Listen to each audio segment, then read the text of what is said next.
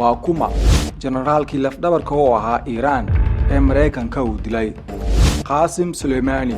waxyaabaha qarsoon ee aadan ka ogeen taariikhda Qaasim goorma ayuu awood yeeshay magacan weyn sidoo ku yeeshay. waxa uu ka dhashay qoys sabool ah oo ka soo jeeda bariga Iiraan. macluumaadyo intan in ka badan waxaan idinku soo gudbin doonaa gudaha muuqaalka.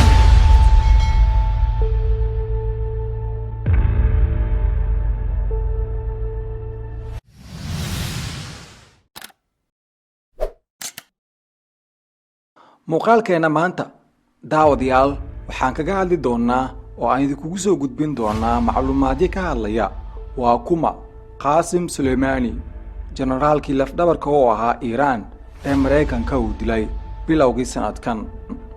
dowladda waddanka Mareykanka ayaa xaqiijisay in duqeyn dhinaca cirka ay ku dishay generaal Qaasim Suleymani oo ahaa madaxa cutub ka mid ah ciidamada ilaalada gacanka ee dalka Iiraan ee lagu magacaabo Qudus. ciidamada Qudus oo ah ciidamo qaabilsan howlgallada dibadda marka la joogo gudaha dalka Iiraan. wasaaradda gaashaandhigga Mareykanka ayaa sheegtay inay dileen Qaasim Suleymani uu amray dilkiisa madaxweynaha Mareykanka Donald J. Trump. Suleymani ayaa lagu dilay meel aan ka fogeyn garoonka diyaaradaha ee Baghdad ee waddanka Ciraaq. dilkiisa ayaa dhacay bilowgii sanadka 2020. haddaba waa kuma generaal Qaasim Suleymani.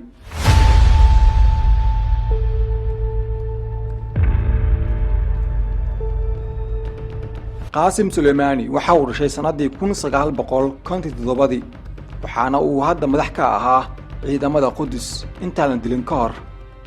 Qaasim waxa uu caan ka ahaa gudaha dalka Iiraan, Ciraaq, Lubnaan, Syria, Yemen iyo dalal kale oo ay ku nool yihiin dadka haysta mabaadi'da Shiicada.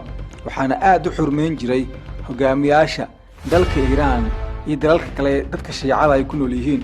ciidanka madaxda uu ka ahaa ee Qudus waxay ahaayeen ciidamo qaabilsan howlgallada dibadda gaar ahaan dalalka Suuriya, Ciraaq, Yemen.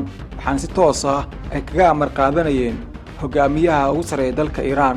ciidamada Qudus waxay howlgallo ka sameeyeen meelo ka baxsan xuduudaha dalka Iiraan waxaana taageero buuxda ay u muujiyeen madaxweynaha waddanka Suuriya Bashar al-Assad xilligii xoogagga mucaaradka Syria ay qabsadeen qaybo ka mid ah gudaha dalkaasi. ciidamada Qudus waxa ay sidoo kale gudaha dalka Ciraaq ay kula dagaalameen kooxda ISIS waxaana ay ku guuleysteen inay ka saaraan deegaano badan. wuxuu astaan muuqato u ahaa saameynta sii koraysa ee dalka Iiraan gaar ahaan bariga dhexe oo ay ku lalamaan xulafada Sacuudiga iyo Iiraan. Qaasim Suleymani waxa uu ciidamada Qudus madax ka noqday sanadii 1988 balse xilligaas muusan ahayn nin aad loo garanayay. waxaana uu gacan weyn ka geystay xoojinta xiriirka u dhexeeya ururada Xisbullah, dowladda Suuriya iyo maleeshiyaadka Shiicada ee dalka Ciraaq. sanadii dambe Qaasim Suleymani wuxuu aad ugu dhowaa hogaamiyaha ruuxiga ee dalka Iiraan Ayatollah Ali Khamenei. intii uu madaxda ka ahaa ciidamada Qudus waxay awood u yeesheen inay ballaariyaan awoodooda dhanka militariga, sirdoonka, dhaqaalaha iyo siyaasadda.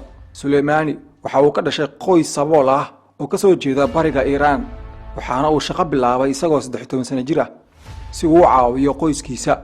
xilliyada fasaxa waxaa la sheegaa inuu samayn jiray jimicsi ama jirdhis waxaana uu sidoo kale dhegeysan jiray khudbadaha hogaamiyaha ruuxiga ee Iiraan Ayatollah Ali Khamenei. wargeys ka faalooday generaalka la dilay ayaa ku waramay isagoo dhalinyaro ah inuu ku biiray militariga dalka Iiraan sanadii 1979. waxaa la sheegay inuu ka qayb ahaa dagaalkii dhex maray Iiraan iyo Ciraaq. xilligaas dalka Iiraan lagu aqoon jiray nin geesi ah. haddaan eegno saameynta ciidamadii Qudus uu ku lahaa sanadii 2005 markii dib loo dhisay dowladdii waddanka Ciraaq, Qaasim Suleymani waxa uu saameyn siyaasadeed ku yeeshay dowladdii uu hogaaminayay ra'iisul wasaarihii hore ee dalka Ciraaq Nouri Maliki. markii dagaalka sokeeye uu ka bilowday gudaha Suuriya waxa uu ciidamadiisa ku amray inay gudaha u galaan Suuriya si ay u difaacaan dowladda uu hogaaminayay Bashar al-Assad. Qaasim Suleymani wuxuu dhowr jeer hore ka badbaaday isku day dil oo ay soo maleegeen Israa'iil iyo qaar ka mid ah wadamada Carabta. dhowr jeer waxaa la sheegay inuu dhintay isagoo markii dambe la xaqiijiyay inuu nool yahay. sanadii 2006 waxaa la sheegay Suleymaani inuu ku dhintay diyaarad ku burburtay waqooyi galbeed dalka Iiraan balse sanadii 2012 ayaa sidoo kale la soo wariyay inuu dhintay isla markaana ku dhintay qarax ka dhacay caasimadda Suuriya ee Dimashq halkaas oo ay ku dhinteen saraakiil sare oo kamid ahaa ama u dhawaa madaxweyne Bashar al-Assad dowladda Iiraan bishii Oktoobar sanadkii hore waxay sheegtay inay fashilisay qorshe la doonayay in lagu qaarajiyo Qaasim Suleymaani waxaana warbaahin dalka Israa'iil dhowr jeer hore ay soo wariyeen in Israa'iil dhowr jeer ay isku dayday inay disho ama qaarajiso Qaasim Suleymaani ayaa ugu dambeyn bilowga sanadkan 2020 lagu dilay gudaha dalkaasi Ciraaq gaar ahaan garoonka diyaaradaha ee magaalada Baghdad meel aan ka fogeyn dilkiisa waxaa sheegatay dowladda waddanka Mareykanka waxaana amray sida la sheegay madaxweynaha waddanka Mareykanka Donald J. Trump intaasan kusoo gabagabeynayaa macluumaadka iyo taariikhdan kaga hadlaynay generaalkii la dilay ee Qaasim Suleymaani waad ku mahadsantahay daawashada muuqaalkan haddii aad ku cusubtahay janaalkeena fadlan subscribe saar sii share garay like tan akiil aawin si dhiirigelin ugu noqoto mahadsanidin